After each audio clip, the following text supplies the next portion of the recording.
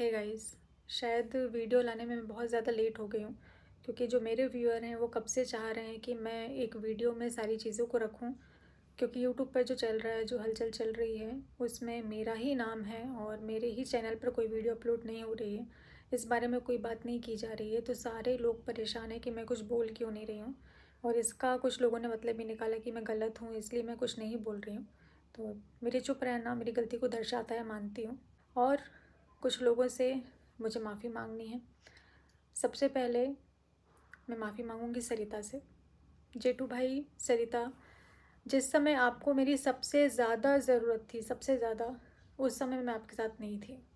और इस चीज़ के लिए तो मैं हाथ जोड़ के माफ़ी मांगूँ ना, तो ये भी कम है, ये भी बहुत कम है। क्योंकि अब समझ में आ रहा है कि जब घर की इज़्ज़त उछलती है ना, तो कैसा लगता है, कैसा महसूस होता है। और आपके घर की इज़्ज़त उछली और उतने टाइम पर मैंने आपका साथ नहीं दिया।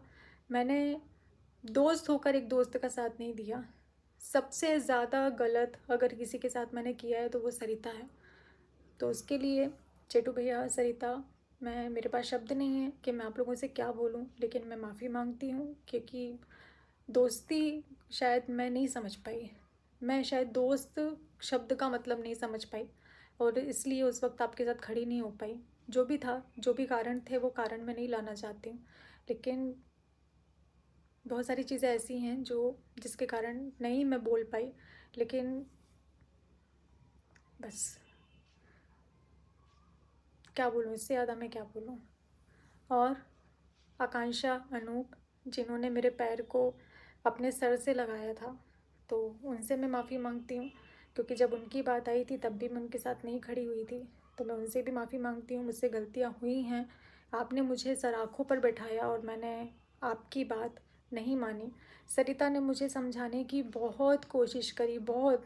वो जिस लेवल पर जाकर मुझे समझा सकती थी उस लेवल पर गई कि नहीं नेहा समझ जा, मेरे लिए वो रोई है कि नेहा ये तेरे लिए अच्छा नहीं है, ये मत कर मत कर। लेकिन मैं पता नहीं किस चीज़ में अंधी थी जो मुझे समझ में नहीं आया। मैंने भरोसा शायद ज़रूरत से ज़्यादा कर लिया और सरिता की बात को मैंने टोटली इग्नोर कर दिया, मैंने उसकी बात को माना नहीं। लेकिन सरिता ने मुझे बहुत समझाया था कि नेहा ये सही नहीं है, ये पता नहीं क्यों लेकिन नेगेटिव वाइब्स आ रही हैं, सही नहीं है, तेरे फ्यूचर में कुछ भी हो सकता है। उसने मुझे समझाने की बहुत कोशिश करी थी पर मैं नहीं मानी। तो सरिता, आज उसका अंजाम मैं भुगत रही हूँ, मैं भुगत रही हूँ उसका अंजाम। कि जो मैंने तेरी बातें अगर मैंने उस समय मान ली होती ना, तो आज मेरी ज़िंदगी में ये दिन मुझे देखना नहीं पड़ता। तूने दोस्त के नाते, बड़ी बहन के नाते मुझे समझाने की बहुत कोशिश करी, आकांक्षा रूप ने समझाने की बहुत कोशिश करी, लेकिन मैंने उनकी बात नहीं मानी।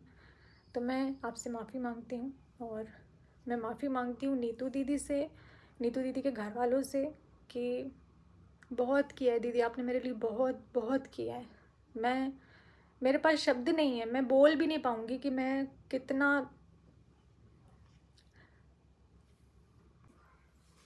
तो नीतू दीदी, भैया, निक्की भैया, मैं आप लोगों से माफ़ी मांगती हूँ।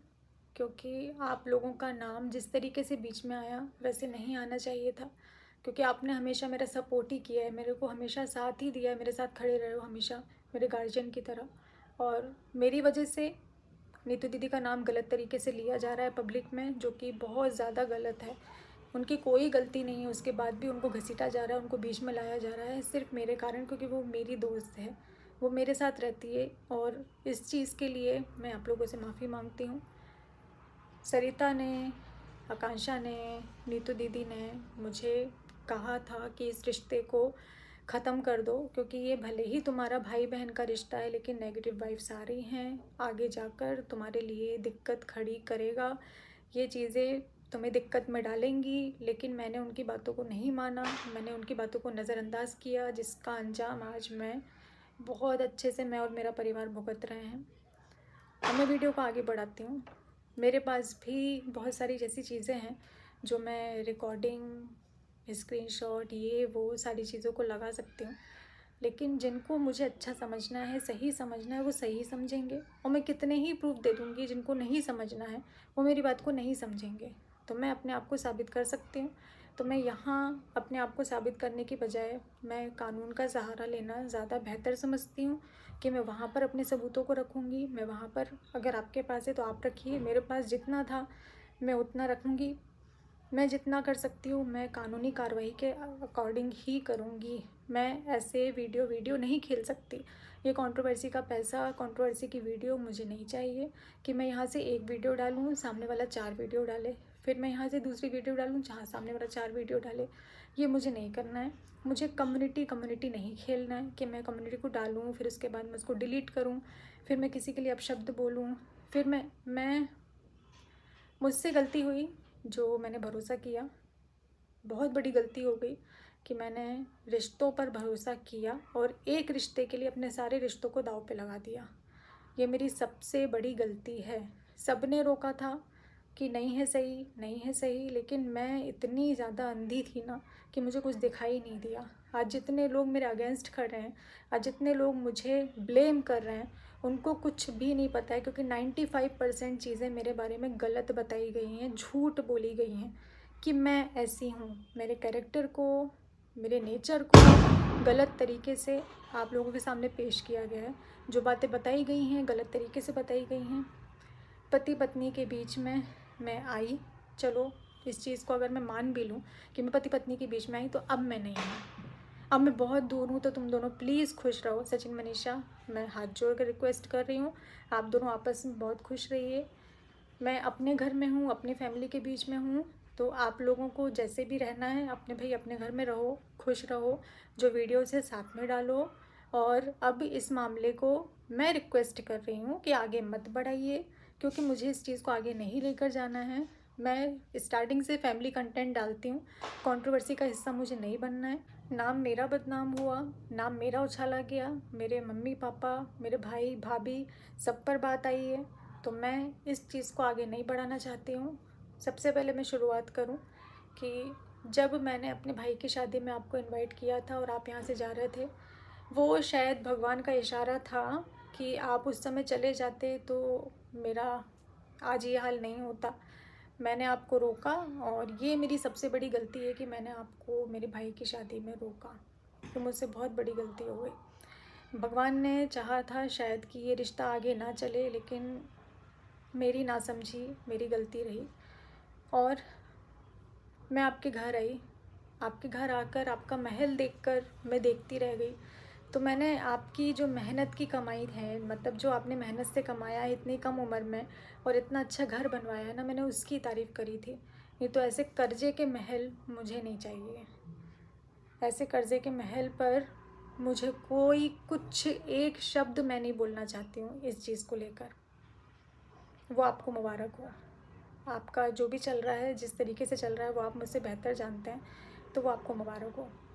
मेरे घर में मैं रेंट के घर में रहती हूँ और मैं अपना रेंट देती हूँ। जो भी बाकी चीज़ें हैं वो मेरा भाई करता है। ऐसे करके हमारा घर चलता है। हम भाई मीडियम वर्गीय लोग हैं।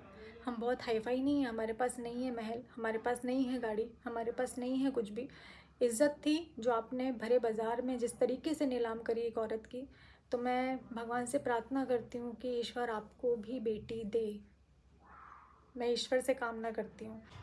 जब आप माँ बाप बनेंगे ना और आपके बच्चे के साथ ऐसा होगा, एक औरत के साथ ऐसा होगा, एक औरत की धज्जियाँ उड़ाने से पहले ना दुश्मन भी 100 बार सोचते हैं कि उसके बारे में बोलें या ना बोलें। लेकिन आपने तो उतना भी मान नहीं रखा, आपने तो उतना भी नहीं रखा। और इतनी बुरी तरीके से मेरी धज्जियाँ उड़ाने के बाद में, मेरे बारे में अपशब्द बोलने के बाद में, और मेरे साथ साथ जिनसे मेरी सगाई हुई है उनसे फ़ोन पर बात करके आपने जितनी चीज़ें उनसे बोली, आपने जिस तरीके से उनको बीच में लिया, तो ये बहुत ज़्यादा गलत था। क्योंकि उनका कोई लेना देना इस चीज़ से नहीं था जिस चीज़ों में आपने उनको घसीटा, उनके परिवार को घसीटा। और जिस तरीके से आप बोल रहे हैं कि मेरा साथ दिया, मेरा ये दिया, मेरा वो दिया, तो अगर सामने वाले से आप ये बोलेंगे ना कि मैं मरने जा रहा हूँ, मुझे डिप्रेशन है, मैं मर जाऊँगा, तो एक इंसानियत के नाते ना सामने वाला कोई भी इंसान होगा वो यही बोलेगा कि नहीं भाई ऐसा मत कर। उस नाते आपकी बातों को सुना गया, आपको समझाया गया कि अगर आपके साथ गलत हुआ है तो आप अपनी चीज़ों को सोशल प्लेटफॉर्म पर रखें, ना कि आपको प्रवोक किया गया, ना कि इस तरीके से आपको बोला गया कि आप किसी की धज्जियाँ उड़ा दो। आपने और मनीषा ने जितना अभी तक सोशल मीडिया पर मेरे लिए किया है, और रही एक बात, ये मैं सबसे पहले क्लियर कर दूं, जो आपने बोली कि आपका इस्तेमाल किया गया, फाइनेंशियली आपका इस्तेमाल किया गया, सच में सच में फाइनेंशियली आपने मेरा इस्तेमाल किया या मैंने आपका इस्तेमाल किया है? तो मैं ऑन कैमरा मैं हाथ जोड़कर ही वीडियो बनाऊंगी। तो ऑन कैमरा बोल रही हूँ कि सचिन जी, जितना पैसा मैंने आपको दिया है, आप मुझे मेरा पैसा वापस कर दीजिए, क्योंकि 2 साल से मैंने आपसे कुछ भी नहीं बोला। 2 साल मतलब जब से मैं आपको जानती हूँ उसके 3-4 महीने बाद जो मैंने प्रमोशन किए थे, वो सारे प्रमोशन का पैसा, क्योंकि मेरे पास करंट अकाउंट नहीं था, तो वो आपके बैंक अकाउंट में ट्रांसफ़र मुझे करवाना पड़ा। तो मेरा जो पैसा है और मेरा जो फेसबुक का पैसा है जो आपके अकाउंट में उतने टाइम आया, और जो बाद में आपने थोड़ा थोड़ा करके जो मुझसे लिया, तो आप प्लीज़ वो पैसा मुझे वापस कर दीजिए। फाइनेंशियली मैंने आपकी हेल्प की है, ना कि आपने मेरी परिवार की हेल्प की है। आपको वैष्णो देवी जाना था, भाई भाभी को लेकर जाना था, उनको उतने टाइम पर माइग्रेन की प्रॉब्लम है। अगर आप नहीं समझ पा रहे हैं तो मेरे पहले के व्लॉग जाकर देख सकते हैं। उतने टाइम पर इंदौर में उनका इलाज चल रहा था, डॉक्टर ने मना किया था, वो आपके साथ नहीं गए। ना कि ये कि जाने तक के पैसे नहीं थे। यार, इतनी तो हमारी लाइफ स्टाइल देख कर कोई जज कर सकता है कि हमारे पास इतने भी पैसे नहीं होंगे, इतना भी नहीं होगा हमारे पास। अरे थोड़ा तो मान रख लेते, थोड़ा सा। खैर, छोड़ते हैं इस बात को। तो ठीक है, आप अपने आप को सही साबित करना चाहते हैं। आप सिर्फ ये चाहते हैं कि मैं कैरेक्टरलेस हूँ, मैं बुरी हूँ, मैं गलत हूँ। तो भाई, आप मुझसे 100 कोस दूर रहिए, 100 कोस दूर रहिए। और रही बात कि मैं आपको वीडियो नहीं बनाने देती थी, तो एक क्लिप मैं आपके साथ में शेयर कर रही हूँ। सबसे पहले आप उस क्लिप को देख लीजिए, फिर मैं आपसे बात करती हूँ। उसी में था? अच्छा, समझ गए। रुको, किधर से आओगे? किधर से काले आ रहे हैं? दीदी बनी इधर से शूट करो, फिर उधर से करना, तो edit दीदी बने फोटोग्राफर। आप इधर आएंगे। ऐसे करके थोड़ी आते हैं, वीडियो बनाना नहीं आता। हाथ नीचे करो भैया, पेमेंट करनी है ना। तो मैं अपने सारे काम छोड़कर यहाँ पर भी, आप लोग देख रहे होंगे सचिन मनीषा जिस तरीके से वीडियो बना रहे हैं, और मैं उनकी वीडियो शूट कर रही हूँ। मतलब इस टाइम पर जितनी भी उनकी वीडियोस बनी थी वो मैंने ही शूट करी थी। उसके बाद भी आज मुझ पर ये इल्ज़ाम लगाया जा रहा है कि मुझे बुरा लगता था इनकी वीडियोस बनती थी और मैंने इनको मना किया। तो यहाँ से इस क्लिप से आप लोगों को बहुत सारी चीज़ें समझ में आनी चाहिए। ये क्लिप आपने देखी, मैं वीडियो नहीं बनाने देती थी, ये उसका जवाब है। फाइनेंशियली आपने मेरी हेल्प नहीं की है, मैंने आपकी हेल्प करी है, ये भी मैंने क्लियर कर दिया। और मनीषा, मैंने तुम्हारे पति को मैसूर नहीं बुलाया था, बल्कि इनकी ज़िद के कारण कि ये मुझसे मिलना चाहते थे, कुछ बताना चाहते थे कि नहीं बहुत ज़रूरी है, मुझे तुमसे मिलना बहुत ज़रूरी है, मुझे कुछ बताना है, मुझे तुम्हारे बारे में बहुत सारी चीज़ों का, ऐसी चीज़ें हैं जिनसे तुम्हारा नुकसान होने वाला है, मुझे बहुत सारी चीज़ें क्लियर करनी है, प्लीज़ मुझसे मिलो, मुझे मिलना ही है। और मैंने तुम्हारे पति को सीधा स्पष्ट बोला था, मुझे नहीं मिलना, मुझे नहीं मिलना। अगर मैं इस बात में झूठ बोल रही हूँ तो ईश्वर देखने वाला है, वो सज़ा मुझे ही देगा। कम से कम सचिन, इतना मत गिरो, इतना झूठ मत बोलो। और मैसूर ना जाकर मैंने अपना खुद का 1.5 लाख का नुकसान किया है।